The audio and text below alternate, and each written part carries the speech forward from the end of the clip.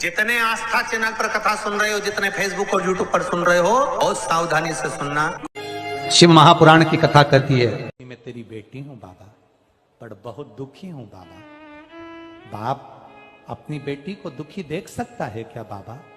बाबा बहुत तकलीफ में हूं, तेरे बेटों की तरह मुझे भी मान लेना बाबा। तेरी बेटी अशोक सुंदरी की तरह मैं भी हूं ना बाबा। बहुत दुखी हूं बाबा, तू सुन ना बाबा। तेरा मैंने पशुपति व्रत भी करा था बाबा, पर हो सकता है मुझसे कोई गलती रह गई हो ना, तू मुझसे खुश नहीं हुआ।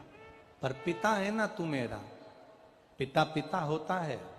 बेटी चाहे कैसी भी हो ना बाबा, पर पिता कभी अपनी बेटी से नाराज नहीं होता। बाबा आज एक बेलपत्री मैं तुझे चढ़ा कर जा रही हूं, ये समझना तेरी बेटी अपना हृदय अपना दिल तुझे देकर जा रही है, तू संभाल लेना बाबा। दिल से कहो उसको, स्तुति दिल से होना। कि किसी भी नवमी को ध्यान दीजिएगा, पंचमुखी हनुमान का एक स्मरण, पंचमुखी हनुमान का एक भाव।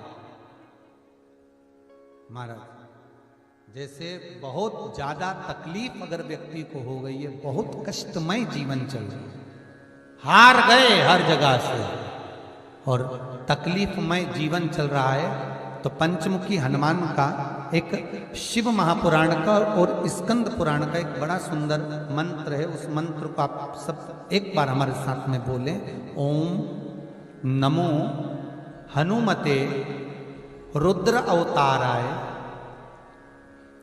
सर्व शत्रु संहारणाय सर्व रोग हराय सर्व वशीकरणाय रामदूताय स्वाहा। बस इस मंत्र को हाथ में काली तिल लेकर, एक जौ लेकर और गूगल लेकर, थोड़ा सा इसमें गाय का घी डालकर, कंडे को या अग्नि को जलाकर इस मंत्र का 11 बार 21 बार जाप कर कर अपनी कामना कर कर छोड़ दीजिए। कैसा भी रोग हो, बीमारी हो, कष्ट हो, दुख हो, तकलीफ हो, 21 दिन के अंदर वो आनंद आना प्रारंभ कर देता है। इस मंत्र स्कंद पुराण का, शिव महापुराण का ये मंत्र मूल पंचमुखी हनुमान सुख दे। और एक और चीज याद रखिए महाराज, यदि कोई काम के लिए जा रहे हो, कोई व्यापार के लिए जा रहे हो या नौकरी करने के लिए जा रहे हो और लगी नहीं रही, बहुत तकलीफ पा रहे हो, सर्विस ही नहीं लग रही, बहुत कष्टमय हो गया, तो निवेदन करूंगा 5 पीपल के पत्ते पर बेसन के 5 लड्डू घर में बने हुए, गाय के घी के 5 लड्डू रख लो। उस लड्डू के बीचों बीच एक आटे का दिया और उसमें तिल्ली का तेल डालकर इसी मंत्र का प्रयोग कर कर पंचमुखी हनुमान का किसी भी हनुमान के मंदिर में जाकर, दक्षिण मुखी हनुमान के मंदिर में जाकर उसको रख कर आ जाइए। इसके बाद आप उस काम के लिए जाइए, आपका काम सफल हो जाएगा। आपको किसी को नहीं कहना पड़ेगा कि हाथ जोड़ना नहीं पड़ेगा, किसी के पांव नहीं पड़ना पड़ेंगे, तुरंत काम हो। बस इस मंत्र का स्मरण कर कर पंचमुखी हनुमान का भूतेश्वर जो मंत्र है उलझ रहा है, आपका कोई काम ऐसा है जो बहुत दिन से उलझा हुआ है, चाहे वो कोर्ट कचहरी का हो, चाहे वो किसी से जुड़ा हुआ हो, और वो नहीं हो रहा, तो स्कंद पुराण कहती है, हमारे खंड में भी वर्णन है शिव महापुराण, कि किसी भी नवमी को आप आंवले के पेड़ के नीचे घी का दिया लगाकर, मौली मतलब हाथ में जो नाड़ा बांधते हैं, लच्छा, मौली, लच्छा, नाड़ा, हाथ में बांधने वाला पूजन वाला धागा लाल,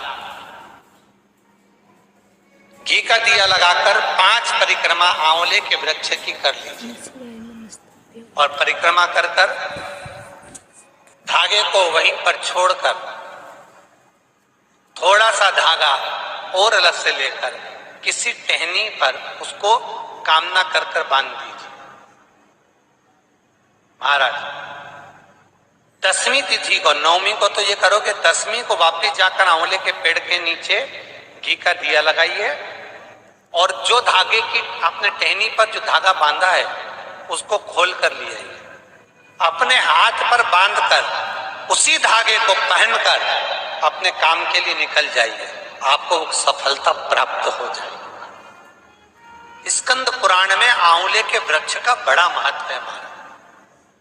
वृक्ष में जो गोंद लगती है वो ब्राह्मण हत्या का निश्चय है। पृथ्वी पर जो वृक्ष लगते हैं और वृक्ष में जो गोंद लगती है वो ब्राह्मण हत्या का अंश है। बंजर भूमि ब्राह्मण हत्या का अंश है। इसलिए हमारे यहाँ शास्त्र कहता है तुम्हारे बहू का अगर जापा होए, बहू की डिलीवरी होए, बहू को संतान होए तो खूब घी में गोंद तल तल कर खिलाओ।